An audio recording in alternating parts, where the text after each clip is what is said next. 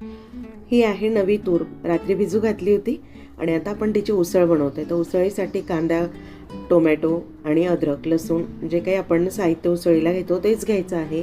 थोडं तेल टाकायचं, त्याच्यामध्ये जिरं मोहरीची फोडणी घालायची, नंतर कांदा फ्राय होऊ द्यायचा छान. ते झाल्यानंतर थोडं अद्रक टाकायचं आणि मग चिरलेला टोमॅटो आपल्याला टाकून घ्यायचा आहे, तोही छान फ्राय होऊ द्यायचा.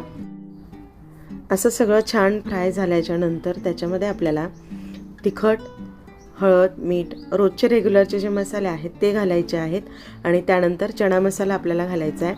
असेल तर तुम्ही टाकू शकतात आणि चवीप्रमाणे मीठ आपल्याला टाकून घ्यायचं आहे. हे सगळं छान आधी सगळं एकजीव असं भाजीसारखं फ्राय करायचं आहे आणि त्याच्यानंतर त्याच्यामध्ये आपल्याला तूर टाकून घ्यायची आहे.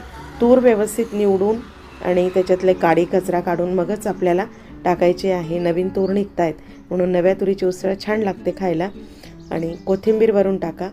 तूर मात्र शिजवून अर्धवट शिजेपर्यंत झाकण लावू नका, कारण की काय असतं, तुरीमध्ये ॲसिडिक तत्व असतात आणि ते ॲसिडिक तत्व पूर्ण निघाल्याशिवाय आपल्याला झाकण लावायचं नाही आहे.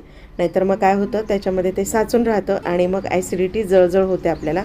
तुरीचे पदार्थ खाल्ले, वरण खाल्लं तर असं शिजल्यानंतर आपण 2 शिट्या काढून घेणार आहोत. आपली उसळ रेडी आहे. काकडी कांद्यासोबत खा. आवडल्यास लाईक करा, शेअर करा आणि सबस्क्राईब करा.